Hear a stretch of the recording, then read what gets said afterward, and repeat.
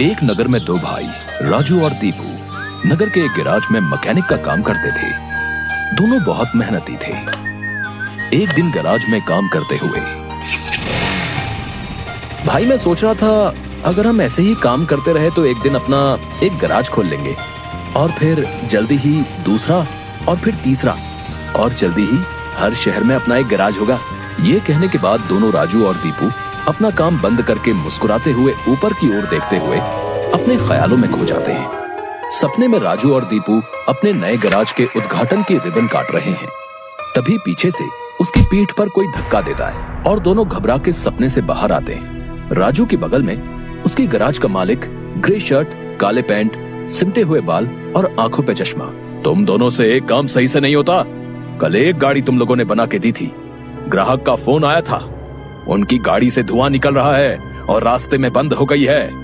ये 1 महीने में तुम्हारी 8वीं शिकायत है। मैं तुम दोनों को अभी काम से निकालता हूँ। निकल जाओ मेरे गैराज से। मालिक, पर यह भी तो हो सकता है उसकी गाड़ी खराब हो। हमने तो ठीक से ही काम किया था। खराब गाड़ियों को ठीक करना ही हमारा काम है। निकल जाओ यहाँ से। और मालिक दोनों को धक्के मार के बाहर निकाल देता है। राजू और दीपू अपने छोटे से कमरे की बिस्तर पर हैं। सामने की दीवार पर विष्णु भगवान की तस्वीर टंगी है। दीपू राजू से, भाई हम हर जगह मन लगा के काम करते हैं, फिर भी हमें हर जगह से निकाल दिया जाता है। किसी को हमारी कद्र ही नहीं। हाँ भाई, यहाँ किसी को हमारी कद्र नहीं है। चल किसी दूसरी जगह जाते हैं, वहाँ शायद हमारी कीमत हो। भाई पर हम वहाँ करेंगे क्या? याद है माँ कहती थी कि भगवान का नाम लेने से सब मिल जाता है। हाँ चल सामान बांध, अब हम यही करेंगे। भगवान का नाम लेंगे और पैसे कमाएंगे। वो कैसे?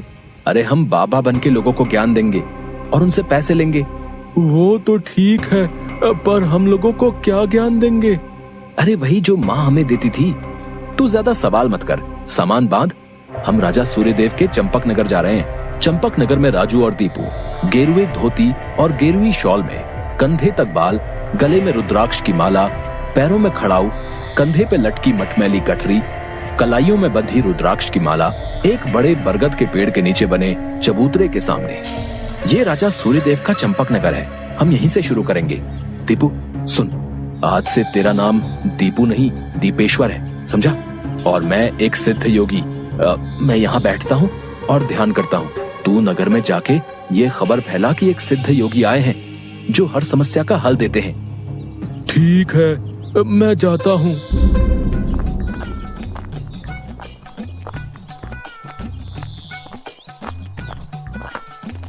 भाई हमारे सिद्ध बाबा जी के लिए कुछ दान दो। ये कौन से बाबा हैं और कहाँ हैं? बड़े सिद्ध बाबा हैं, उनके पास हर समस्या का हल है। नगर के बाहर जो बड़ा बरगद का पेड़ है ना, वहाँ ठहरे हुए हैं। अगर तुम्हें कोई समस्या हो तो उनसे जाके मिल लो, वो तुम्हें हल जरूर बताएंगे। पर हाँ, दान के लिए कुछ लेकर जरूर आना। हाँ, मैं जरूर आऊंगा। औरों को भी बता दो, पूरे नगर का भला हो जाएगा। जरूर बाबा जी, जरूर। राजू पेड़ के नीचे ध्यान में बैठा हुआ है और दीपू थैले में सामान लेके उसके पास जाता है। मैंने नगर में खबर फैला दी है, जल्दी ही लोग यहाँ आते होंगे। तुम तैयार रहो। मैं तो कब से तैयार हूँ, देखते हैं क्या होता है। राजू फिर से ध्यान में बैठ जाता है। तभी नगर के लोग वहाँ आने लगते हैं और हाथ जोड़ के नीचे बैठे हैं। बाबा, हमारा काम नहीं चल रहा, कृपा करें। आप जो भी दान के लिए लाए हैं बाबा के चरणों में रखें और बाबा से गुरु मंत्र लें। दुकानदार राजू के पास पैसे रखता है और हाथ जोड़कर खड़ा हो जाता है। राजू इशारे से दुकानदार को अपने पास बुलाता है और उसके कान में कहता है, श्री राम, हर बिक्री के समय मन में ये नाम का जाप करो, बिक्री बढ़ जाएगी। याद रहे, अपना ये मंत्र किसी को नहीं बताना, अपनी पत्नी को भी नहीं। जैसी आपकी आज्ञा बाबा जी। महाराज, आप राजकुमारी के लिए एक योग्य वर तलाश रहे थे। हमारे गांव में एक सिद्ध योगी आए हैं जो तेजवान हैं और राजकुमारी के लिए एकदम श्रेष्ठ हैं। गुरुदेव, मुझे आपके चयन पर पूरा विश्वास है। अगर आपने चुना है तो वो राजकुमारी के लिए अवश्य ही उत्तम होगा। सोने जवाहरात और अनेक उपहार लाओ। हम अभी उन महान योगी के पास जाएंगे और उनसे राजकुमारी से विवाह करने का आग्रह करेंगे। हे तपस्वी, मैंने आपके बारे में जो सुना था, आप उतने ही तेजस्वी हैं। मेरा आग्रह स्वीकार करें। राजू ध्यान से आंख खोलकर राजा को देखते हुए, जी महाराज, कहिए क्या परेशानी है आपको? मेरी इच्छा है कि आप मेरी पुत्री से विवाह करें और ये उपहार स्वीकार करें। राजू काफी देर तक उपहार में लाए सोने चांदी और अनेक वस्त्र और उपहारों को देखता है, फिर राजा की ओर मुड़ता है। महाराज, मैं तो एक सन्यासी हूँ, मुझे इन सब से क्या लेना? मुझे क्षमा करें, मैं आपकी बात नहीं मान सकता। दीपू चौंकते हुए राजू को देखता है। मैंने जो सुना था, आप उससे भी महान हैं। मुझे क्षमा करें यदि मैंने आपका अनादर किया हो। आप जब तक यहाँ हैं, मैं कोशिश करूंगा आपको कोई दिक्कत ना हो। और राजा सूर्यदेव को प्रणाम करके वापस चले जाते हैं। अरे राजू, ये क्या कर दिया तुमने? इतना अच्छा मौका हाथ से जाने दिया। अरे राज करते हम लोग। राज, तुम्हें ये क्या हो गया है? मैं यही सोच रहा था, लेकिन फिर मैंने सोचा कि इतने दिनों से ईश्वर का नाम लेते लेते इतना तो समझ आ गया है कि ईश्वर के नाम अमृत में ऐसा क्या है जो मीरा सारा राजसी ठाट छोड़कर वैरागन बन गई। क्यों प्रहलाद ने अपने पिता की इतनी यातनाएं सही? मुझे भी राम नाम का धन मिल गया है जिसके आगे इस दुनिया का सारा धन फीका है। मुझे ये सब नहीं पता। हम यहाँ पैसे कमाने आए थे, ना कि साधु बनने। मैं चला, मैं अकेले ही सब संभाल लूंगा। तुम्हें जो ठीक लगे करो, पर अगर किसी मुसीबत में फंस जाओ, पूरी श्रद्धा से ईश्वर का नाम लेना, तुम्हारी मुसीबत दूर हो जाएगी। तुम्हारा दिमाग खराब हो गया है।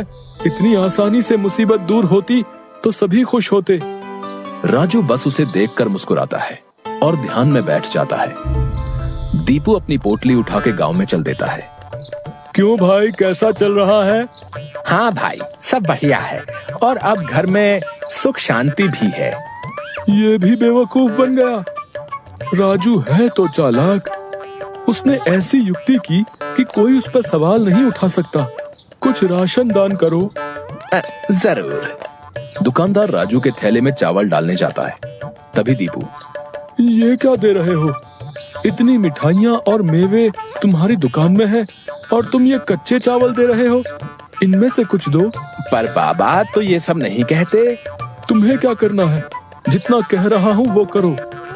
दीपू आगे जाता है और जोहरी की दुकान में दुकानदार से, और भाई जोहरी, कैसी चल रही है दुकानदारी? बाबा की कृपा से सब बढ़िया चल रहा है। कहिए क्या सेवा करूं? बाबा के लिए कुछ दान दो। इससे पहले कि इन्हें मेरी असलियत पता चले, इनसे तगड़ा दान लेके गांव से गायब हो जाऊंगा। फिर ये लोग राजू के पीछे पड़ेंगे तो उसे समझ आएगा। बाबा के लिए कुछ दान दो। जौहरी पैसे निकाल कर देने लगता है। अरे ये क्या भीख दे रहे हो?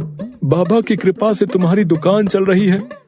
इतने सारे जवाहरात हैं, इनमें से दो, कुछ कीमती सा। जितना दोगे उससे ज्यादा मिलेगा।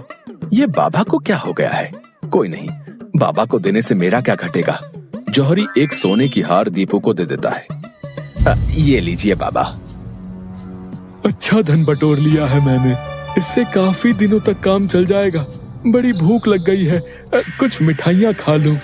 दीपू एक पेड़ के नीचे बैठ के मिठाइयाँ खाने लगता है। तभी वहाँ 4 डाकू, चेहरे पे नकाब, काले कपड़े और हाथ में छुरी लेकर आ जाते हैं। जो कुछ भी है वो हमें दे दो, नहीं तो हम तुम्हें मार डालेंगे। दीपू डर से अपनी पोटली उन्हें दे देता है। तभी डाकुओं के सरदार का नकाब खुल जाता है। दीपू उसे देख लेता है। अब तुझे मरना होगा क्योंकि तूने मेरा चेहरा देख लिया है। हे भगवान, ये क्या हो रहा है? कैसे बचूं इनसे? भागने की कोशिश की तो ये लोग पकड़ लेंगे। क्या करूं?